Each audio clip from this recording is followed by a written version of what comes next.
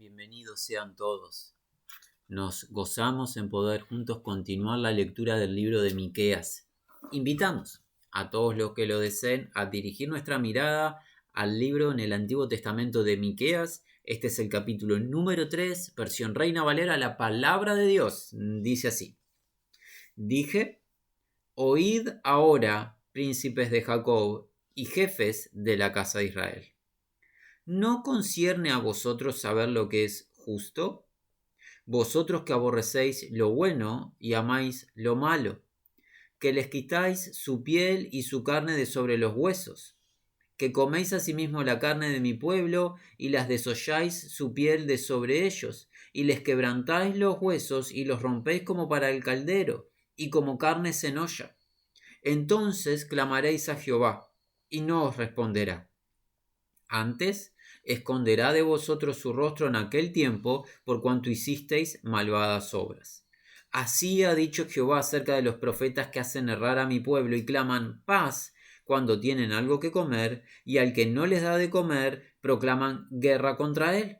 Por tanto, de la profecía se os hará noche y oscuridad del adivinar, y sobre los profetas se pondrá el sol, y el día se entenebrecerá sobre ellos. Y serán avergonzados los profetas, y se confundirán los adivinos, y ellos todos cerrarán sus labios, porque no hay respuesta de Dios. Mas yo estoy lleno del poder del Espíritu de Jehová, y de juicio y de fuerza, para denunciar a Jacob su rebelión y a Israel su pecado. Oíd ahora esto, jefes de la casa de Jacob, y capitanes de la casa de Israel, que abomináis el juicio y pervertís todo el derecho, que edificáis a Sión con sangre y a Jerusalén con injusticia. Sus jefes juzgan por cohecho, y sus sacerdotes enseñan por precio, y sus profetas adivinan por dinero, y se apoyan en Jehová diciendo: ¿no está Jehová entre nosotros? ¿No vendrá mal sobre nosotros? Por tanto, a causa de vosotros Sión será arada como campo, y a Jerusalén vendrá a ser montones de ruinas, y el monte de la casa como cumbres de bosque. Hasta aquí la lectura de la palabra de Dios por esta oportunidad. Debemos de recordar que estamos en el escudriñar, en el considerar el libro de este varón llamado Miqueas, que su nombre nos cuenta acerca de su considerar en tiempos de dificultad. Su vida, de su nombre lo obtenemos, declara una realidad. ¿Quién es como Dios? ¿Quién es como el Señor? ¿Quién es como Jehová? Nadie. ¿Por qué es importante? En todos los tiempos, pero en particular en los días en los que vivió Miqueas, porque el pueblo escogido, el pueblo de Dios, Israel, el pueblo de Abraham, el amigo del Señor, estaba volcado a la idolatría. Y el ministerio de Miqueas se dedicó y se desarrolló en el gobierno de 3 reyes. Las 2 primeras partes, las 2 terceras partes primeras de su ministerio, vemos al pueblo negado a la voluntad de Dios, en rebelión y dedicando sus vidas a lo malo, a lo que ofende a Dios. Pero Miqueas era un individuo que confiaba en su Dios y a Dios lo consideraba como único e inigualable. Su nombre así lo demuestra. Así fuimos viendo cómo el consejo y la palabra de Dios venía en contra de su pueblo, confrontando su pecado. No solo la idolatría, sino también la mala conducta hechos unos para con los otros, como lo vimos en el capítulo número 2. Personas meditando, considerando, pensando el mal en lo secreto, y a la siguiente jornada, a la luz del día, practicándolo. Pero vimos algo: Dios escudriña mente y corazón, y un día vamos a rendir cuenta. ¿Y cuál fue el resultado? Dios nos cuenta que habrá cautiverio. Tanto para el reino del norte como para el sur llegará el cautiverio. Tanto Asiria como Babilonia van a interceder, y esto sucedió hace ya algunos milenios. Sucedió que tomaron cautivo a Israel. Pero en medio de tanta dificultad vimos ciertos detalles, pinceladas de la esperanza, del retorno, del congregar, del reunir del Señor a su remanente escogido por gracia. Siempre Dios, en medio de los juicios y las dificultades, nos cuenta de su plan eterno, y cómo se va a cumplir su propósito, aunque aún el presente que estamos leyendo parece muy dificultoso. Y es más, anticipamos, ya lo habrás leído, el capítulo número 3 va a continuar con el mismo sentir. Dice el versículo número 1, ahora releído de esta manera. Y dije, oíd ahora, cabezas de Jacob, y vosotros, gobernantes de Israel, ¿no para vosotros el conocer la justicia? El capítulo número 3 comienza con una declaración a modo imperativo. Es un verbo que demanda de parte de los oyentes una respuesta. ¿Cuál es la orden o el mandato? Escuchen, y la idea es escuchen para obedecer. Escuchen quiénes. Este es un mensaje particular. Anteriormente vimos a Miqueas, a Dios a través de Miqueas, hablarle al pueblo todo. Pero ahora va a dirigirse a una sección del pueblo en particular. ¿A qué sección? Las cabezas de Jacob. Jacob, ¿quién es? Bueno, Jacob sabemos que es el nieto de Abraham, o sea, el hijo de Isaac. Pero Jacob es a quien Dios renombró como Israel, es el pueblo de Dios. El pueblo, dispuesto por Dios, tiene líderes que su función es guiar al pueblo, gobernar al pueblo, hacer que el pueblo haga lo que Dios mandata. Distintos guías, líderes, tanto en el apartado, podríamos decirlo, terrenal, gubernamental, como en el apartado espiritual, dispuestos por Dios para bendición del pueblo. A ellos se dirige esta declaración de que presten atención o que escuchen. Las cabezas del pueblo de Israel, o sea, el pueblo de Jacob, los gobernantes, quienes son los jefes de Israel. Y ahora viene, en la segunda mitad del versículo 1, una pregunta la cual no necesita respuesta de las personas o de los líderes. Miqueas sabe la respuesta y ni hablar que Dios es quien mandata a Miqueas a hablar, sabe la respuesta. Esta es una pregunta retórica. El fin de la misma es que considere su andar el grupo de líderes, los jefes en Israel. ¿Cuál es la pregunta? Esta. No para vosotros o no hacia vosotros el conocer, o sea, saber la justicia. Algo fundamental para gobernar al pueblo de Dios que es saber conocer la justicia. ¿Cómo se conoce o se sabe la justicia? Lo que es justo y lo que es injusto. Conociendo, sabiendo la ley de Dios. La ley de Dios es el instrumento que diferencia lo bueno de lo malo y lo justo de lo injusto. No podemos establecer justicia propia en base a lo que nosotros consideramos que está bien o que está mal.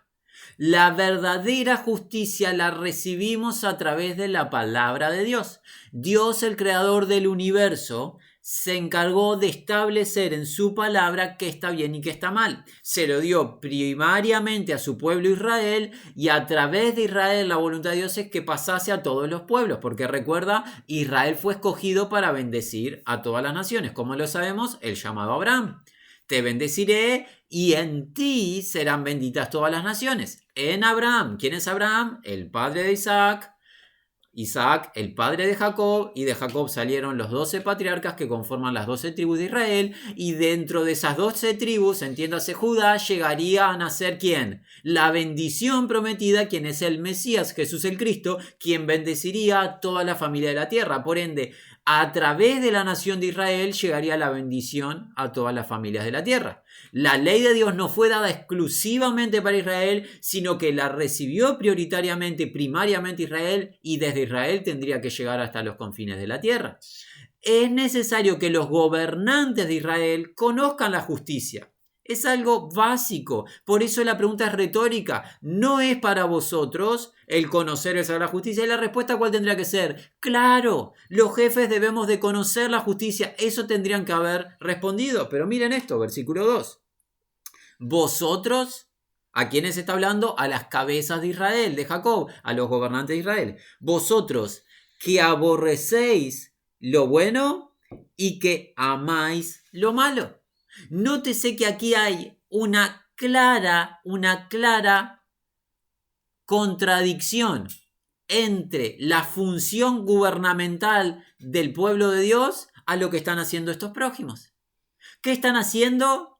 Lo que un contemporáneo de Miqueas escribió en su libro, o sea, Isaías, en el capítulo número 5. Hay de aquellos que a lo bueno llaman malo y a lo malo llaman bueno, que tienen lo dulce por amargo y lo amargo por dulce, que tienen transgiversada la realidad. Así estos individuos, lo que Dios reprueba, ellos lo aman. Y lo que Dios aprueba, ellos lo aborrecen. No están en base a la justicia de Dios conduciendo sus vidas y guiando al pueblo de Dios, están haciendo lo contrario. Por ende, ¿qué notamos? Corrupción en el liderazgo de Israel. Y esto va a traer consecuencias trágicas, como vamos a desarrollar en este capítulo. Vosotros que aborrecéis, esto denota desprecio de lo bueno. ¿Qué es lo bueno? Lo que Dios ha aprobado. Y amáis lo malo. Esto es lo que Dios reprueba. Quienes arrancáis las pieles de mi pueblo y las carnes de sus huesos. En vez de gobernar, de guiar, de bendecir al pueblo, ¿qué hacen? Lo devoran. Están llevando adelante la función de depredadores. Los depredadores a los animales indefensos, ¿qué hacen? Los devoran, le arrancan sus pieles y comen sus carnes, dejando los huesos ¿qué? Limpios. Esto es lo que hacen los líderes para con el pueblo. ¿Cómo? Quitando la palabra, no nutriendo al pueblo de la palabra y de la ley de Dios y la justicia de Dios, y mal guiando al pueblo. Están exponiendo al pueblo a la destrucción. Dicho sea paso, destrucción que va a venir con el cautiverio. El pueblo va a ser tomado, tanto el reino del norte como el reino del sur. Asiria llegará al norte y va a tomar en cautiverio al reino del norte. Babilonia llegará al sur y también va a tomar en cautiverio al reino del sur. Por ende, va a haber pérdida. Versículo 3. Y quienes devoran la carne de mi pueblo y sus pieles de ellos quitan, y sus huesos quiebran, y esparcen en pedazos como carne para caldero, y de nuevo, una segunda vez dice lo mismo, como carne para caldero. ¿Qué notamos? Aquí pareciera haber una referencia a una de las profecías tan conocidas del libro de Ezequiel. Aquellos malos pastores que ¿qué hacían? Comían a la oveja engordada, comían, no iban a buscar a la perdida, a la descarriada, a la perniquebrada, no asistían, sino que ¿qué hacían? Hacían lo malo. Se apacentaban a ellos mismos y no apacentaban al rebaño. Parece ser la función de estos líderes. Una mala función, malos pastores, obreros fraudulentos y algo más. Acción de lobos rapaces. Y no nos debería sorprender. ¿Qué dijo el Señor Jesús? Guardaos de los falsos profetas que vienen a vosotros con vestidos de ovejas, pero por dentro son lobos rapaces. ¿Y cuál es la función de un lobo? Devorar a la oveja. Y es lo que pasa en el versículo 3. Ahora tenemos que hacer referencia, para que no lo sepa, en las Escrituras, tanto en el Antiguo como en el Nuevo Testamento, se traza un paralelismo. Para hacer referencia a los creyentes en el Señor, se traza un paralelismo con las ovejas, los animales del campo, que hacen que siguen al pastor. El Señor está representado como el pastor y las ovejas representan a los creyentes. Bueno, en este caso, los lobos son estos falsos pastores que en vez de bendecir a las ovejas y guiar a las ovejas hacia el Señor, las devoran, las maltratan y hacen lo inadecuado. La utilizan a las ovejas como para caldero, o sea, para nutrirse de ellas, lo cual es nefasto. Esto lo vemos tanto en el libro de Ezequiel, en el libro de Jeremías, lo vemos por el capítulo 23 y lo vemos allí en el Evangelio de Mateo, en el Sermón del Monte por el capítulo número 7. Todas referencias a guardarnos de la mala accionar de los falsos profetas, los falsos pastores. Versículo 4. Esta acción se está llevando adelante, pero recuerda, el juez justo todo lo ve y en su misericordia y en su paciencia da tiempo para arrepentimiento. Pero la paciencia y la misericordia de Dios, ¿acaso serán infinitas? Es una pregunta. Respondamos con la palabra. Dice así, 4. En ese tiempo clamarán hacia Jehová, pero no oirá. O sea, oír, responder a ellos. E incluso esconderá su rostro de ellos en el tiempo aquel. ¿Por qué razón? Porque han sido malas sus obras. Quizás tú nos hayas escuchado, si nos acompañas de un tiempo, en más de una ocasión citar al apóstol Pablo. ¿En qué? No algo que hayamos inventado, nuevamente simplemente una cita del maestro Pablo, un maestro en el Nuevo Testamento. Una de las citas que reiteramos, ¿cuál es?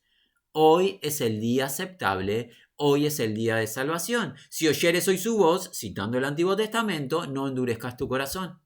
¿Por qué clamamos y rogamos y suplicamos reconcíliate con Dios hoy? Porque conocemos, por la cita de Pablo, pero por este tipo de texto, que la paciencia de Dios tiene un límite. Dios en su misericordia da tiempo para el arrepentimiento de cada uno de nosotros, pero también Dios, ¿qué dice la Escritura? No puede ser burlado. Cuando alguien rechaza el amor de Dios y su gracia, el nuevo pacto dice en la carta a los tesalonicenses que Dios puede llegar a enviar un poder engañoso para aquellos rechazadores de su gracia que crean la mentira. Y eso tiene un contexto sobre todo en los tiempos finales. Dios, tan compasivo, tan paciente, tan misericordioso, no puede ser burlado. Y es lo que denota este versículo número 4, que los falsos obreros, estos malos pastores, estos malos gobernantes, nunca buscaron la gracia, la restauración, la purificación de parte de Dios. Por ende, ¿qué va a hacer Dios con ellos? Si claman, no les va a oír para responderles y va a hacer algo más. No va a hacer brillar su rostro sobre ellos. Recuerda que en las Escrituras Dios hace resplandecer o brillar su rostro, que es un paralelismo con que bendecir a alguien o a un colectivo, al pueblo. Si Dios no hace brillar su rostro, sino por el contrario esconde su rostro de alguien o de un grupo de personas, ¿qué está enseñando la Escritura? Va a haber ausencia de bendición, va a haber calamidad. Dios no va a bendecir a este grupo de personas, el favor de Dios no va a estar con ellos. ¿Por qué razón? Por sus malas obras. ¿Qué malas obras? Comer al rebaño, maltratar al rebaño, no guiar en justicia al rebaño, no bendecir al rebaño, no hacer un gobierno honesto. En los gobiernos presentes en las naciones, pero también en el apartado espiritual, se piensa que uno puede andar en corrupción, en maldad. ¿Y quién va a actuar? Dios va a actuar. Dios lo ve y a su debido tiempo traerá la justa retribución, porque Él viene a retribuir a cada uno según su obra.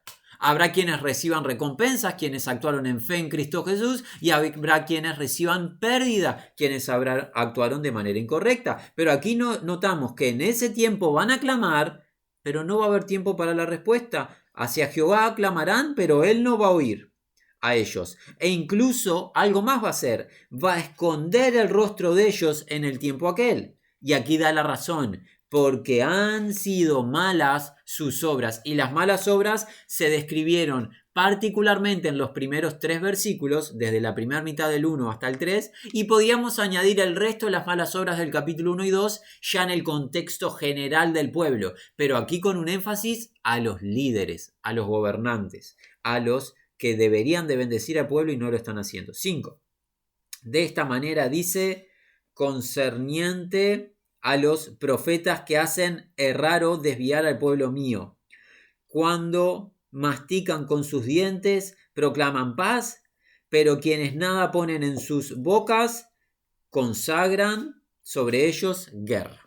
Muy bien. Primero, antes de avanzar en qué se dice acerca de los profetas, pensemos en cuál es la función de un profeta. Un profeta es un oráculo, es un instrumento que Dios utiliza sobre la tierra para que transfiera su verdad, su palabra. En el Antiguo Testamento, sobre eventos que iban a suceder en lo inmediato, pero en particular sobre lo que habría de suceder en la llegada del Mesías y su obra redentora. Y en el Nuevo Pacto, el libro de Corintios nos enseña que el profeta en la congregación siempre está dando palabra de exhortación, de edificación para el pueblo. El profeta solo puede hablar lo que Dios le manda a hablar, ni más ni menos. Pero aquí hay profetas que ¿qué hacen? Profetas que hacen errar al pueblo, desviar al pueblo. ¿Cómo alguien que habla la palabra de Dios haría errar al pueblo? Lo que está sucediendo es que el profeta no está hablando la palabra de Dios, está hablando otra cosa. ¿Y en base a qué habla? Es trágico, pero mira lo que dice. Dice, cuando mastican con sus dientes, ¿Y por qué mastican con sus dientes? Porque están ingiriendo alimento. Cuando mastican con sus dientes, proclaman paz. O sea, si tienen comida, los profetas, porque recibieron salario, al que le dio el salario, ¿qué le declaran? Paz sobre él. Pero en contrario a quienes nada pone en sus bocas, o sea, el que no le retribuye económicamente, sobre ellos que le consagran o que le declaran guerra. Nótese que lo que hablan no es lo que Dios dice, sino que hablan en base a lo que se les retribuye a ellos. Si un oyente les paga un salario, sobre ese oyente paz proclaman. Pero si un oyente no les da salario, sobre ese oyente guerra proclaman. ¿Qué están hablando? Hablando acorde a el Dios de su ¿qué? De su estómago. Su estómago es el Dios que está gobernando sobre ellos. Su propio beneficio se ha convertido en su guía y cuando alguien les retribuye, oh, paz hay que declarar. Pero cuando alguien no les da el salario, oh, guerra sobre él. Es perversa la conducta. Es un ministerio incorrecto, injusto. No como los siervos verdaderos del Señor, los verdaderos profetas que dieron su vida por la palabra de Dios. Tanto los profetas del Antiguo Testamento como todos los siervos del Señor en el Nuevo Testamento. Que la descripción y el testimonio que con la palabra es hombres fieles. Fieles hombres que dieron sus vidas por la verdad. Bueno, no así estos varones a los cuales se está adresando el capítulo número 3. Son profetas injustos. Hablan según les conviene, según su beneficio personal, no están hablando la palabra de Dios. Versículo 6, por tanto, esta palabra por tanto concluye, va a traer una resolución a la mala conducta de los profetas. Profetas, dicho sea de paso, que es la palabra de Dios constantemente nos advierte de ellos, tanto en el Antiguo como en el Nuevo Testamento se nos dice que guardaos de los falsos profetas. Van a venir muchos, se van a levantar muchos. Va a llegar el tiempo en donde habrá comezón de oír. No van a poder soportar la sana doctrina. Se van a amontonar habladores de cosas erráticas. Se nos dice en la carta de Juan que no hay que creer a todo espíritu, sino probar los espíritus si son de Dios, porque muchos falsos profetas han salido por el mundo. No pienses, amigo, eso era época de 7, 8 siglos antes de la llegada de Jesús. Ahora no hay falsos profetas. Trágico. Había en el pasado falsos profetas y hay en el presente falsos profetas, claro que sí. El 6 dice, por tanto, noche tendréis sin visión y oscuridad tendréis sin adivinación y caerá o descenderá el sol sobre los profetas y será oscuro sobre ellos el día. ¿Qué va a suceder? Lo que va a suceder sobre estos individuos es ceguera espiritual. Recuerda que la obra del Señor Redentor, ¿cuál es? Alumbrar el entendimiento. Hemos nacido con el entendimiento entenebrecido porque hemos nacido todos como hijos de Adán en pecado. El Señor, quien es luz, vino a hacer que los ciegos espirituales, o sea nosotros, recibamos vista. Eso, por ejemplo, lo enseñó en el Evangelio de Juan, en capítulo número 9, cuando le dio vista a aquel ciego de nacimiento. Él dijo que él vino a dar vista a los ciegos. Pero los que declaran ver son cegados. Es parte del juicio. Para juicio he venido, para que los que ven sean cegados.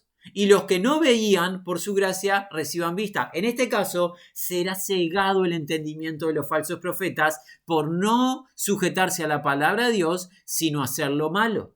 Va a ser nublada su visión, no van a entender, no van a poder discernir, no van a comprender. Dice el 7, y serán avergonzados los veedores y avergonzados los adivinos, y ciertamente se cubrirán o se taparán el sector de labios, o sea, la boca, no van a poder hablar, se van a tapar los labios, o sea, la boca, todos porque no respuesta del juez, o sea, Elohim, el juez, haciendo referencia a Dios. No van a tener que decir, no van a tener profecía de parte del Señor, el Señor no les va a dar palabra para que hablen al pueblo porque fueron corruptos en sus ministerios. No debemos de jugar con la palabra de Dios. La palabra de Dios no es para hacer un negocio, no es para hacer mercadería de las personas, no es para el éxito empresarial del ministro, del líder, del denominado profeta, de ningún modo. La palabra de Dios debe ser dada tal cual ha sido emitida. ¿Desde dónde? ¿De dónde sale la palabra? Libro de Isaías. Sale de la boca del Señor. Así será mi palabra que sale de mi boca. No volverá a mí vacía, sino que producirá para todo lo que he enviado. ¿Cómo? Como el agua produce y da fruto en la tierra cuando cae sobre ella. La palabra de Dios no se puede adulterar. No se puede hablar paz cuando alguien da una ofrenda y guerra cuando alguien no invierte un recurso. Eso es corrupto. Eso es injusto. Eso no es acorde a la voluntad de Dios.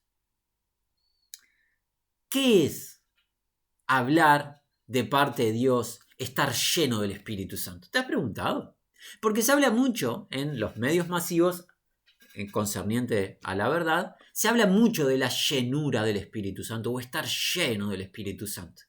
¿Qué implica que un siervo del Señor está lleno del Espíritu Santo concerniente a la palabra de Dios? El versículo 8 va a ser muy importante. Dice, pero.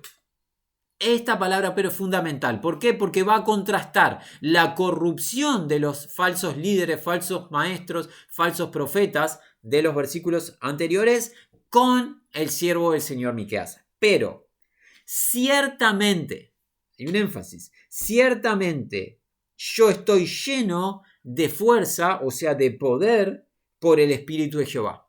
Por ende, Miqueas está lleno, está repleto del Espíritu del Señor, y el Espíritu del Señor es un espíritu de poder. Recuerdan, en el Nuevo Pacto hemos leído respecto de Pablo hablándole a Timoteo que el Señor no nos dio un espíritu de cobardía, sino un espíritu de amor, de poder, de dominio propio.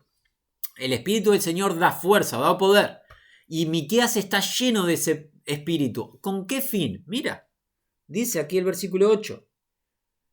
Y juicio y fuerza para declarar, que es hacer conocer a Jacob su transgresión y a Israel su pecado.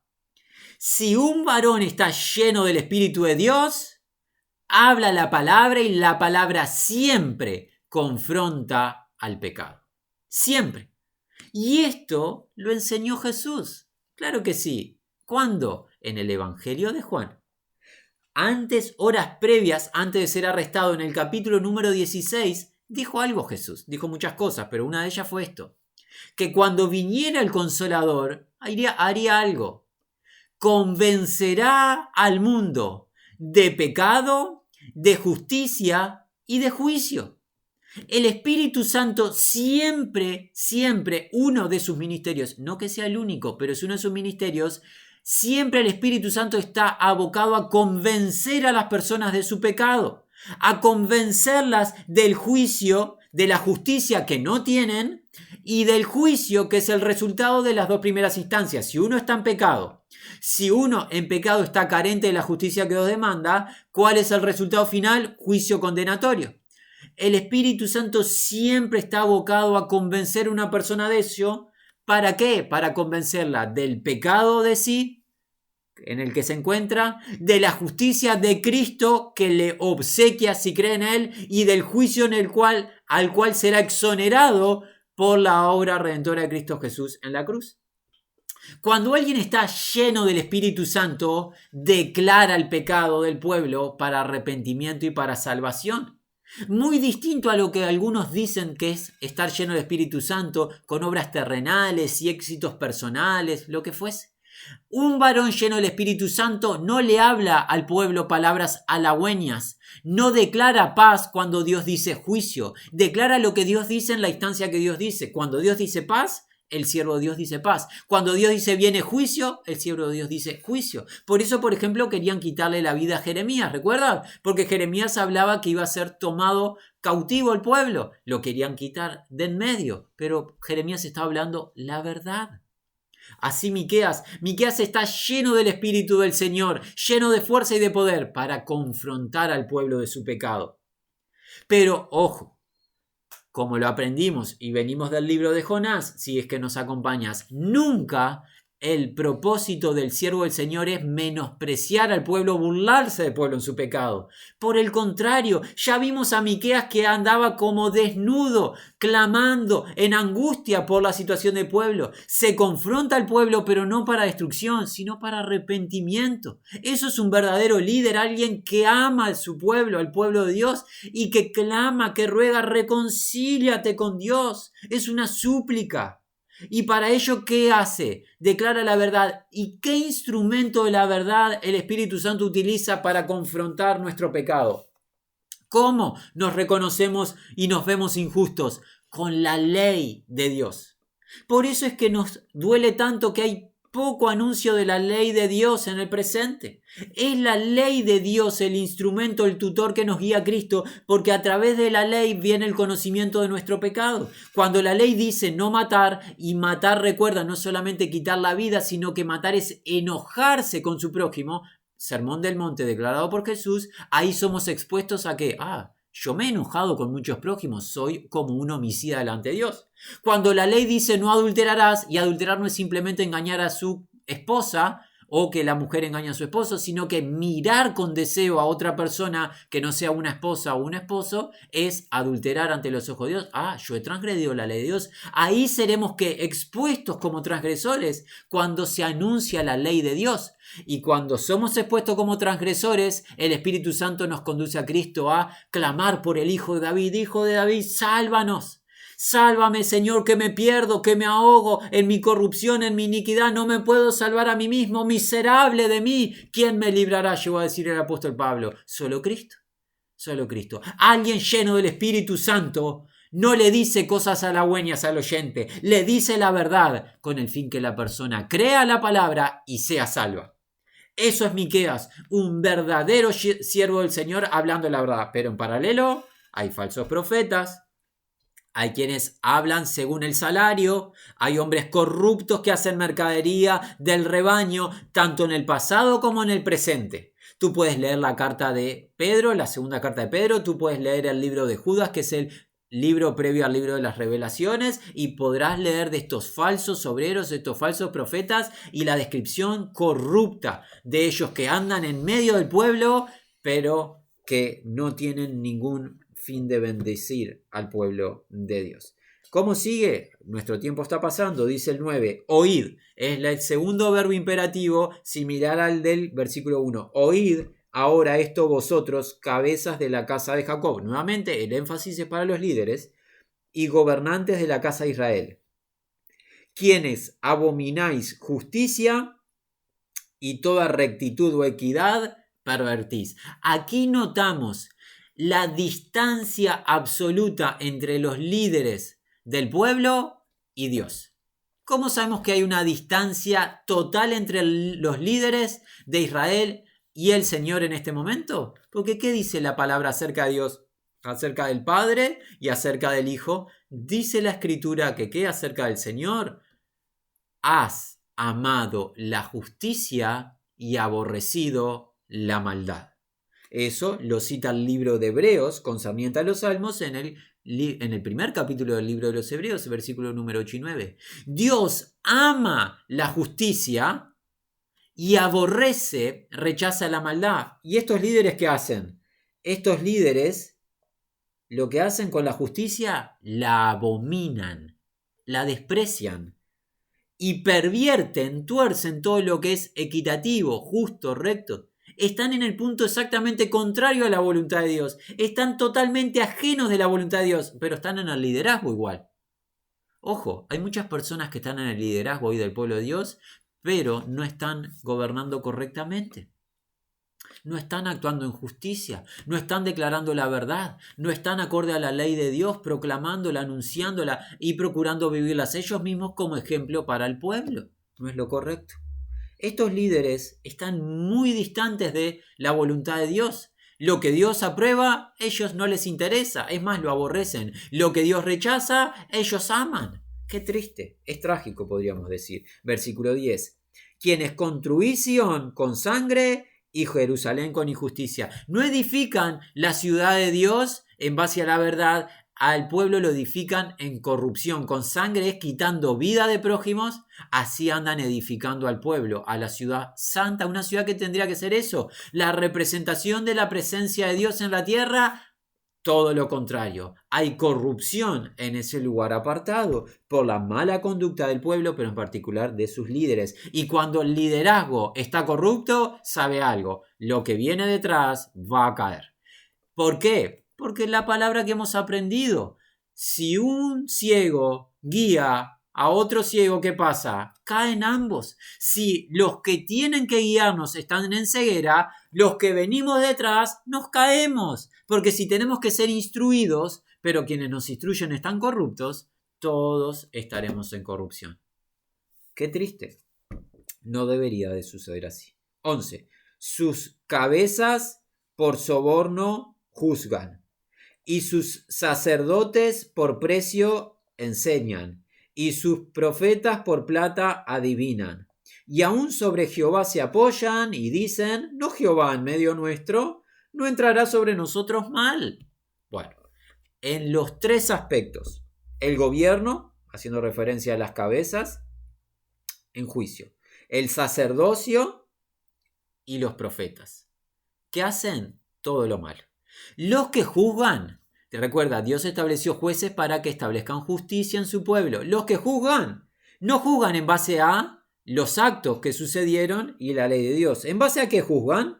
Al soborno. O sea, si tienes recursos, vas a quedar impune en el juicio. No es que si hiciste lo malo serás condenado y si hiciste lo bueno serás alabado por la justicia. No, no, no. Si tienes con qué, comprarás al juez y quedarás exonerado. Es una descripción de muchas de las naciones del presente, en donde el poderoso recibe éxito si tiene con qué coimear o adquirir al juez. Trágico. No hay justicia en los tribunales en este tiempo que está hablando Miqueas, hay corrupción. Pero no solo los jueces, sino ¿quiénes más? Los sacerdotes. ¿Cuál es la función del sacerdote? Bueno, el ejercer el sacerdocio, los ritos, las ceremonias en el antiguo tabernáculo, en el antiguo pacto, pero además la instrucción al pueblo, la enseñanza, la docencia. ¿Cómo lo hacen? Lo hacen por precio. Si hay quienes les paguen, van a enseñar. No enseñan por amor del rebaño, de las ovejas y por amor de Dios. No derraman sus vidas y se cansan, como Pablo nos enseñó en el Nuevo Pacto, gastaré de lo mío y hasta de lo que soy. Yo me gastaré a mí de lo que tengo para bendecir al pueblo, por amor de los escogidos. No, no, no, no. No es por amor de nadie, es por adquirir un salario, incrementar sus arcas, incrementar sus bienes materiales. Así ejercen el sacerdocio por precio. Trágico. ¿Y qué más? Y los profetas por plata adivinan. Exactamente como ya lo hemos visto, los profetas ejercen la profecía no en base a la palabra que Dios da, sino si se les paga. Esto es lo que está pasando. Pero lo más triste de todo esto, haciendo este acto de corrupción, ¿qué hay? Hay una presunción de estos líderes. ¿Cuál es la presunción? Dice, Jehová, se apoyan en esta verdad, Jehová en medio nuestro. Es una pregunta que ellos se declaran retórica. No está Jehová en medio nuestro, diciendo, sí, el Señor está en medio nuestro. Y como el Señor está en medio nuestro, ¿qué dice? No entrará sobre nosotros mal. ¿Sabes qué se nos viene a la mente al leer esto? ¿Te acuerdas el final del Sermón del Monte? ¿Qué dijo Jesús? En aquel tiempo, ¿qué va a pasar? Muchos me dirán, Señor, Señor, no hicimos delante de ti esto o aquello, profetizamos en tu nombre, hicimos muchos milagros, esto, y le presentan todos los actos. Y el Señor les va a declarar, nunca os conocí, apartaos de mí, hacedores de maldad, hacedores de iniquidad. Los que no anduvieron en base a la ley de Dios, a la palabra de Dios. Estas personas que lideran de manera incorrecta al pueblo de Dios, piensan que el Señor está en medio de ellos y que el Señor no va a traer mal sobre ellos. Están tan cegados que piensan que el Señor no se desagrada en su mala conducta. Como son líderes, supuestamente el Señor tiene que avalar todo lo que ellos hacen. Es incorrecto. Amados, el Señor no avala todo lo que nosotros hacemos. No importa quiénes seamos, dónde estemos, cuán populares seamos, qué exitosos terrenalmente hablamos. Si andamos contrario a la palabra de Dios, el Señor no aprueba nuestra conducta. Nada de lo que hacemos rebeldes a Dios, el Señor lo aprueba. Y el Señor no puede ser burlado. ¿Qué va a pasar? Versículo número 11 dice así. 12 es el último versículo de esta oportunidad. Dice: por tanto, por razón de vosotros, Sión, campo será, o como el campo será surcado, Jerusalén, ruina se convertirá, y el monte de la casa como las cumbres del bosque. Este versículo es el que cita Jeremías en el capítulo 26 de su libro, que hablaron aquellos líderes acerca de los días de Miqueas, diciendo: no fue que Miqueas profetizó tal y cual cosa y realmente sucedió. Este versículo, cuando lo citaron, sirvió para salvarle la vida a Jeremías. Ya estaban dispuestos a quitarle la vida a Jeremías, por los que Jeremías estaba hablando que el pueblo iba a ir en cautiverio, y recordaron este tiempo, el tiempo en el que Miqueas había profetizado cautiverio para Israel, y recordaron que realmente vendría el cautiverio. En el libro de Jeremías, capítulo 26, versículo 18, sucede este evento, tú puedes leer de ello. ¿Qué va a suceder? Los líderes, por contrario a lo que ellos imaginan, viene cautiverio, va a ser tomado el pueblo, Israel va a quedar en ruinas, y aquí es donde uno llega, hermanos, no podemos más. 3 capítulos uno detrás del otro, corrupción tras corrupción, maldad tras maldad, un acto de injusticia tras otro. Cuando llegamos al liderazgo que se suponía que era el liderazgo acorde a la voluntad de Dios, lo único que vemos es malicia, corrupción. ¿Cómo puede ser? Oh, mis amigos, no hay ninguna esperanza. No la hay en el hombre, pero sí la hay en Dios. Cuando vemos que todo se destruye por la corrupción del hombre, Dios nos dice que hay un rey escogido y hay un rey justo, y viene un reino como nunca se vio en la tierra. Viene el juez justo a reinar, y a reinar en justicia, en seguridad y en paz. ¿Te genera expectativa conocer al rey y su reino? Bueno, nos vas a tener que acompañar la semana entrante, porque llega el tiempo del capítulo número 4. El rey viene a gobernar en justicia, y nosotros tenemos gran deseo de leer acerca de ello. Si el Señor lo permite, nos resta que la gracia, paz, misericordia de Dios sea con todos los que aman a Jesucristo.